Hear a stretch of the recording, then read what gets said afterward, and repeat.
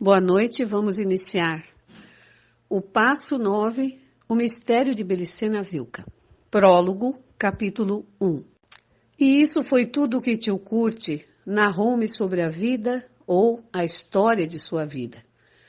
E naquele momento tinha razão em sentir pressa, como os acontecimentos se encarregaram de demonstrar, mas deixava pendente a parte mais interessante, os detalhes de suas missões secretas durante a guerra e a misteriosa missão de seu padrinho Rudolf Hess.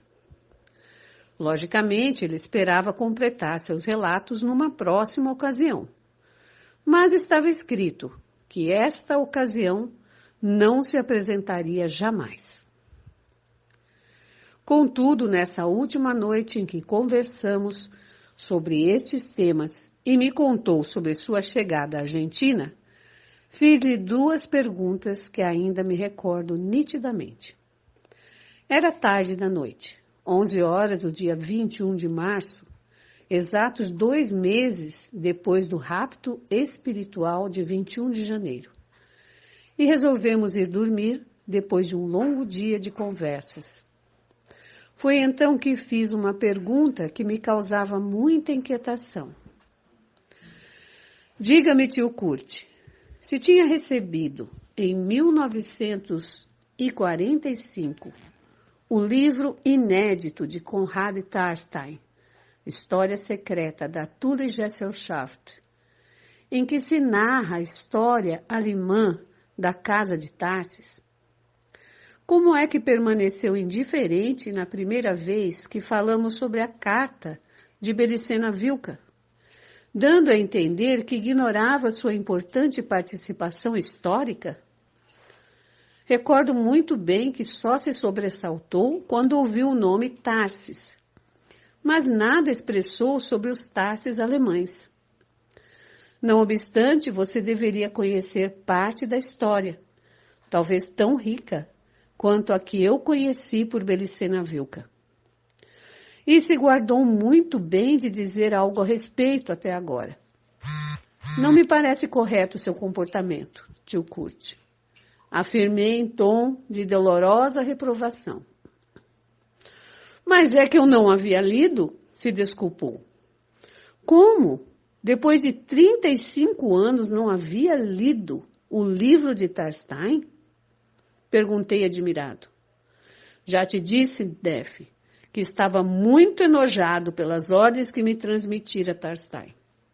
Aqui em Santa Maria, simplesmente guardei o livro para lê-lo no dia em que se cumprissem as palavras de Tarstein.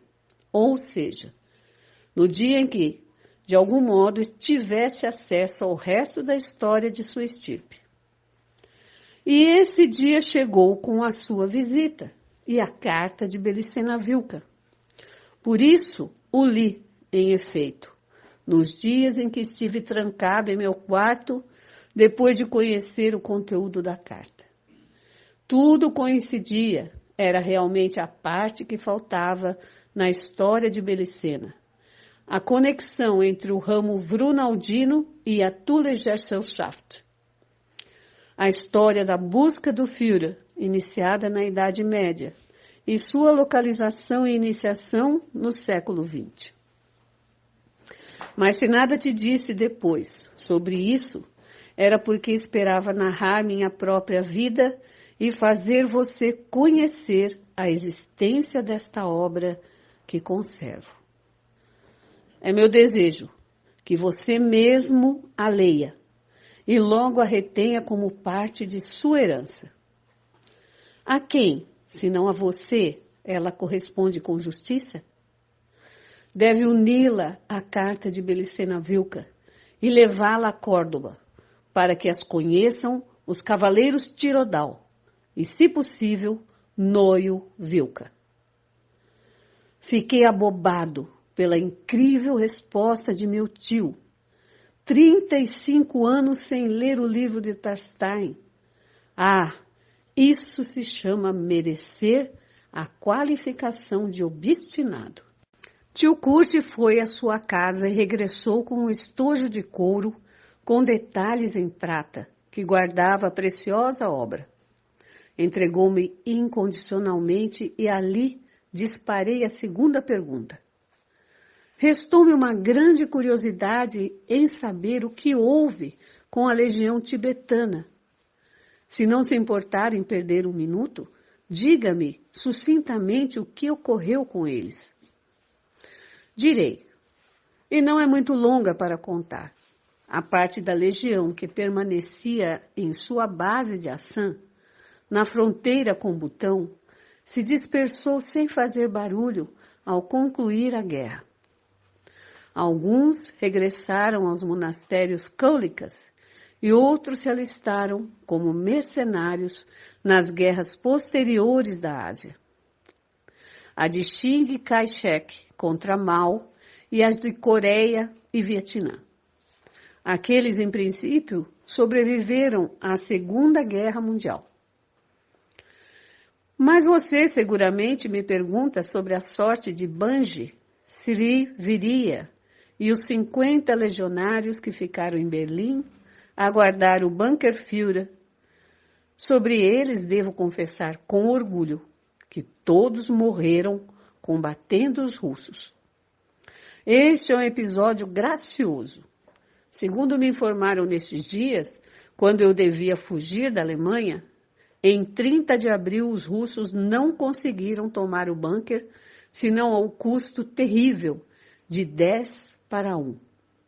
Vale dizer que os tibetanos acabaram com um batalhão de infantaria de mais de 500 homens. E foi tão impressionante o impacto daquela carnificina que o próprio Stalin ordenou o retiro e o ocultamento dos cadáveres tibetanos e negociou com os aliados a supressão oficial de toda notícia sobre a legião tibetana do bunker.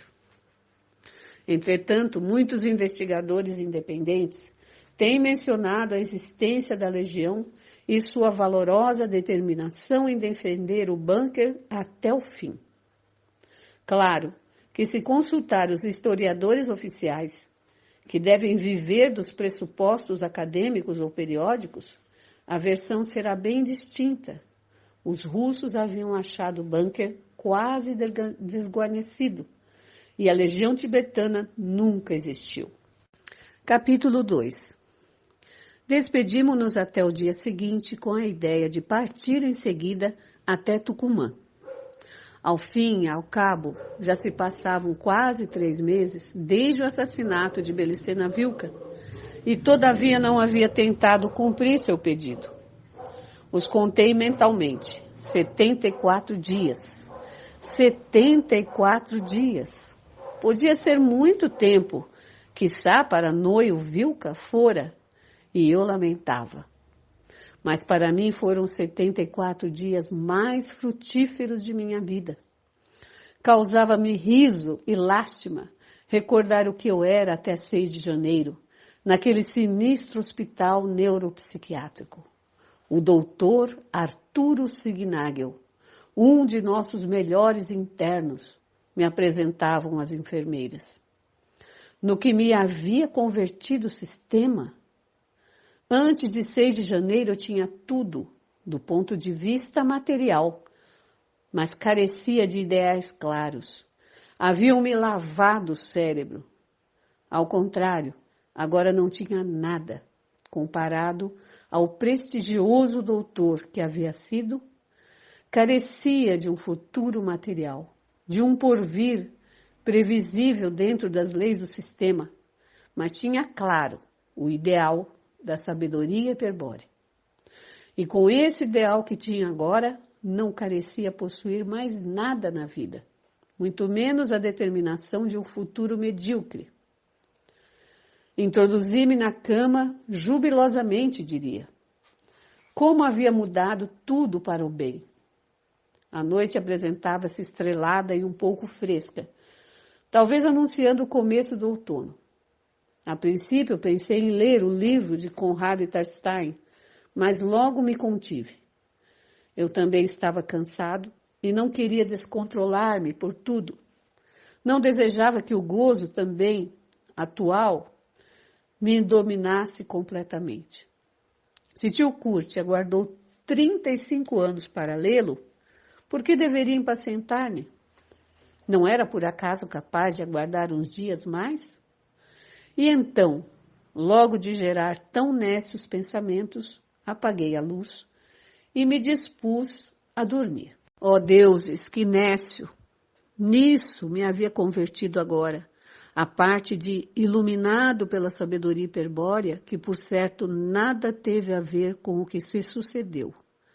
Fui eu, meu orgulho engrandecido pelo efeito de tudo que aprendera em tão curto tempo, e que me inflava a plumagem como um pavão real, o único culpado pela desgraça que se acercava e recaía aquela noite sobre nós.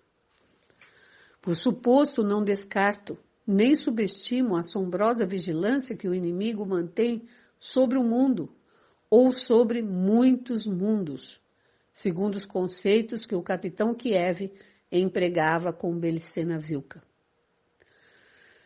Não vou subestimar a atenta tarefa de observação que os demônios realizavam para encontrar tio Kurt. Talvez essa guarda desse seus frutos algum dia, ou talvez essa guarda desse seus frutos algum dia e o encontrasse de alguma maneira. Mas pelo ocorrido desta noite, eu fui o principal responsável. 100 vezes, 1000 vezes, havia sido preferido que houvesse lido o livro de Tarstein como normalmente desejava, em lugar de fazer o que fiz. Como disse, apaguei a luz e me dispus a dormir. Vi o céu estrelado através dos cristais e fechei os olhos. Mas estando ainda bastante nervoso, além de cansado, decidi dormir mentalizando o Kilkor Svad. E esse seria um erro fatal. Tio Kurt me revelou a forma do Kilkor e fez demonstrações sobre o domínio mental que permitia exercer sobre os cães daivas. Compreendi então que o assobio empregado para lançar os cães sobre mim, quando entrei furtivamente em seu sítio, não havia sido em verdade um som audível. Foi minha inconsciente predisposição em captar os símbolos do Kilkor, desde além de Kula e Akula, a causa da percepção da ordem de tio Kurt. Igualmente havia sucedido com os rosnados dos cães tibetanos que expressavam seus desejos contidos de atacar. Tudo foi mental, percepções extrasensoriais, símbolos que a ignorância da minha razão traduzia como originados por sons, a ilusão dos sons. Logo que somente eu, ou alguém que, como eu, possuía o signo da origem, poderia ouvi-los. Qualquer pessoa normal, por mais adestramento que possuísse seu sentido auditivo, só os notaria quando suas presas mortais se houvessem fechado sobre seus membros. Por fim, tio Kurt havia cedido, como tantas outras coisas inconclusas haviam cedido, em permitir que eu os empregasse de acordo com suas indicações. Mas a ocasião não se apresentou, e não cheguei a efetuar nenhum tipo de prática sobre os cães. Naquela noite, faltando 15 ou 20 minutos para a meia-noite, me entretive um bom tempo fixando a imagem do Kilkor na mente, e depois, sem refletir sobre ela, emiti uma ordem. Vale dizer que compus a palavra de uma ordem, sem imaginar que esta se cumpriria inexoravelmente. Foi uma diretiva simples. Latir, pensei, que em modo algum permitia supor o que causaria. Instantaneamente os cães emitiram um uivo de lobo, escandaloso, e começaram a latir os dois sem parar. Os rugidos que lançavam eram estremecedores e muito intensos, pelo que me afundei na cama, gelado, de espanto e desesperado. Despertarão tio Kurt, pensei tontamente, e me concentrei novamente no yantra, tratando de formar uma palavra que detivesse o concerto canino. Imaginei que a palavra seria silêncio, mas como dizer silêncio em tibetano ou em sânscrito, únicas línguas em que se podia traduzir o conceito com a chave do que o Kurzwade? Tio Kurt me havia dito, me assegurava a mim mesmo, enquanto procurava infrutiferamente recordar. E foi então que se produziu uma série de nefastos fenômenos que se produziriam nesta noite infernal.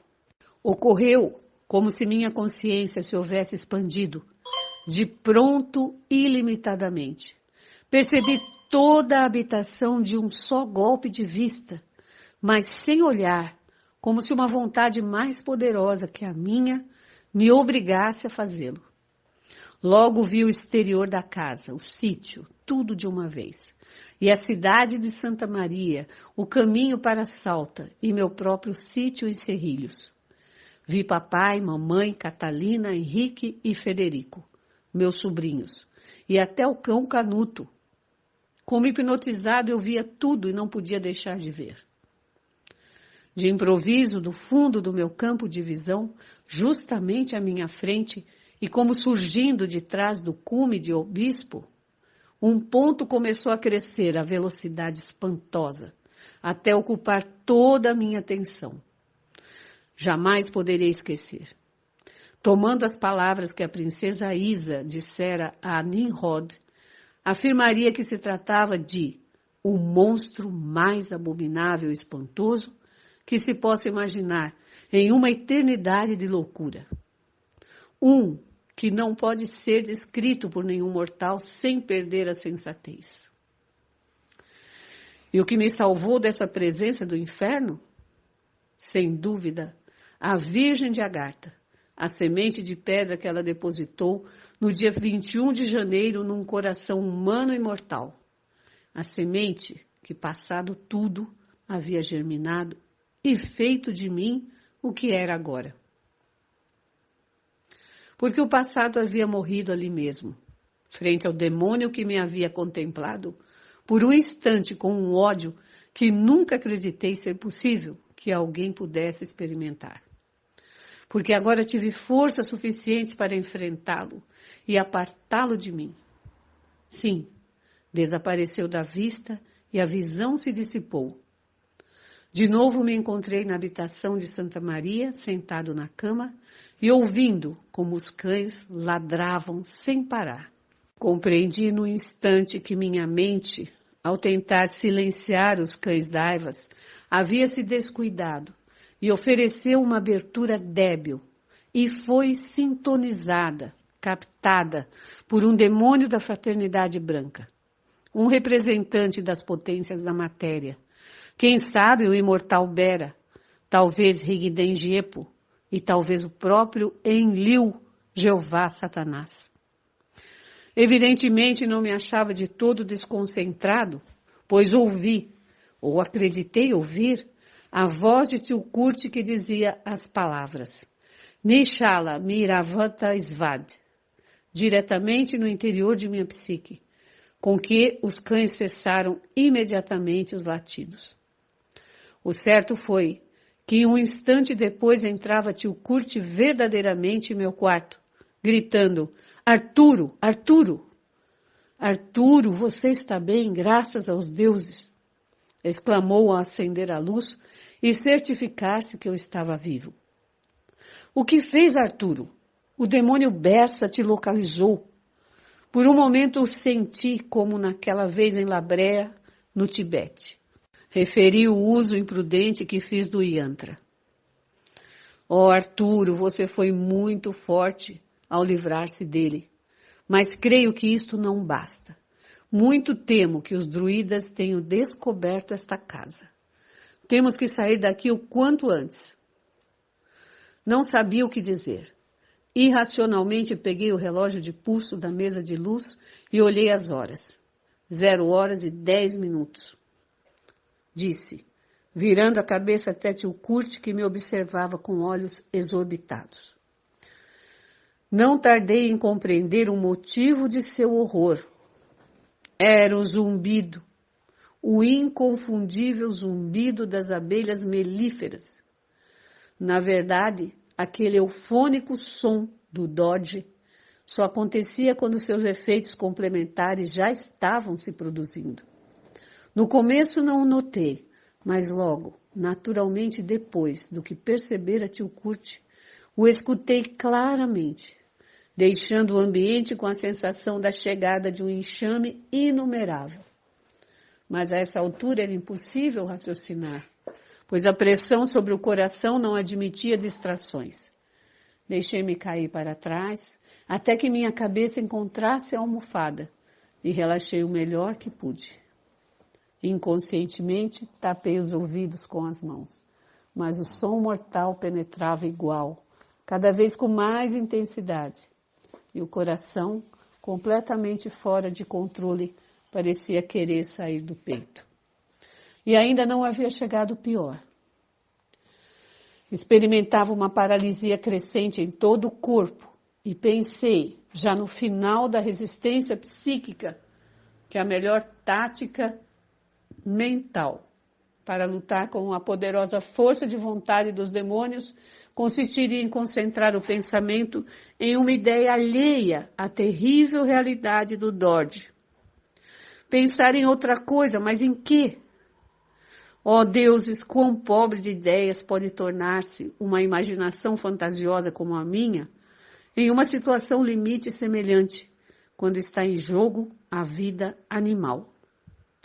E quanto mais pobre há de tornar-se, sim, como assegura a sabedoria hiperbórea, a alma criada está pronta a nos trair, pois sua substância parte do Criador, partícipe de seu arquétipo à imagem e semelhança.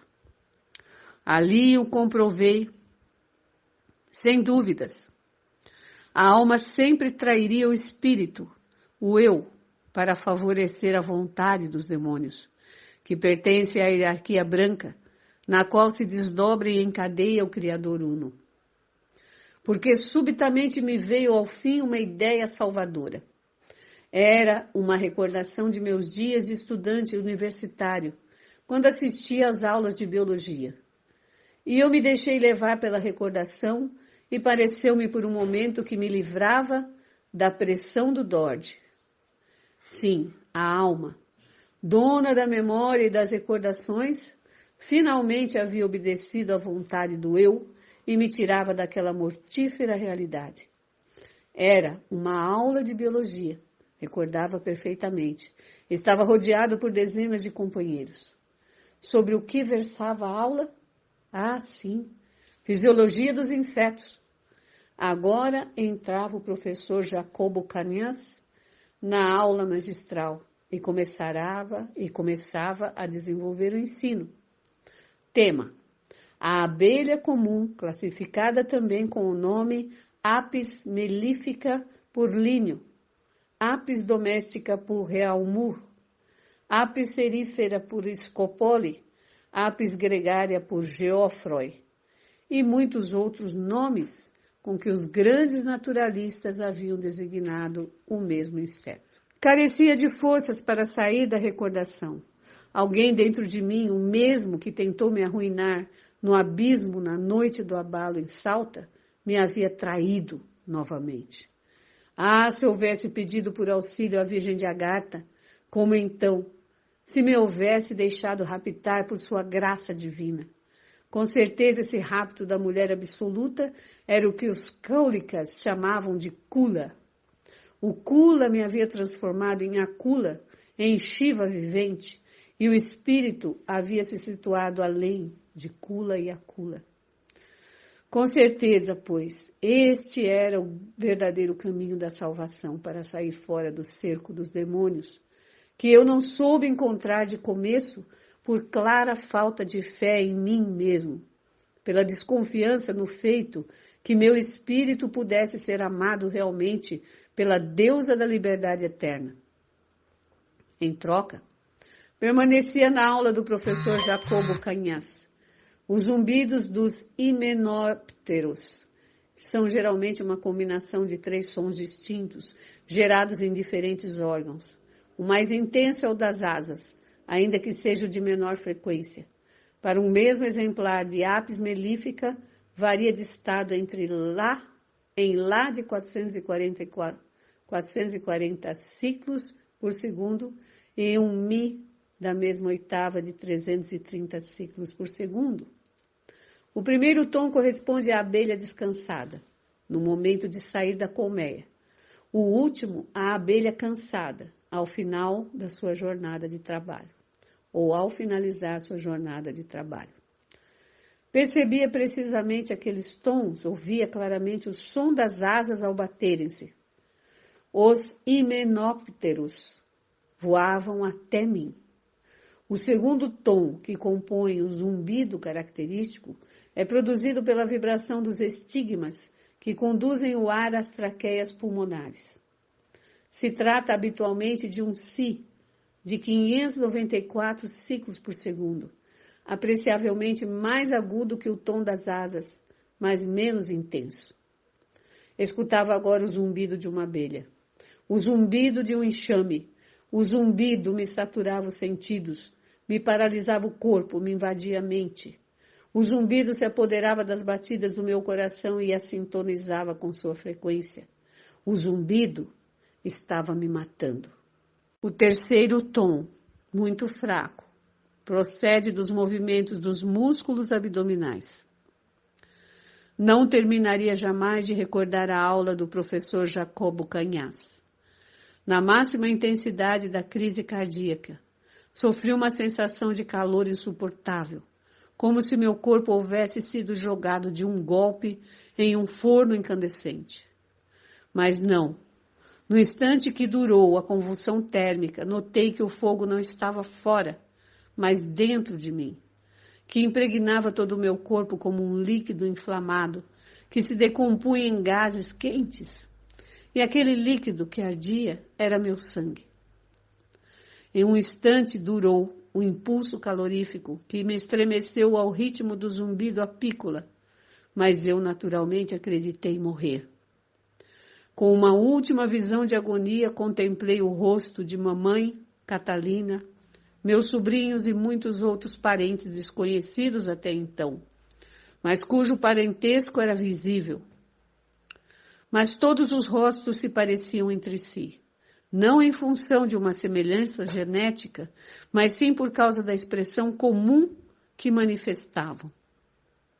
Provavelmente idêntica à minha mente, ou provavelmente idêntica à minha neste instante. Eram rostos agonizantes, rostos de seres humanos que morriam em meio a uma grande dor. Suas expressões reproduziam a expressão da morte. E então terminou. Até aqui o estudo de hoje. Na próxima oportunidade, estudaremos o capítulo 3º do epílogo, do passo 9, o mistério de Belicena Vilca. Boa noite a todos e tenham todos um bom descanso.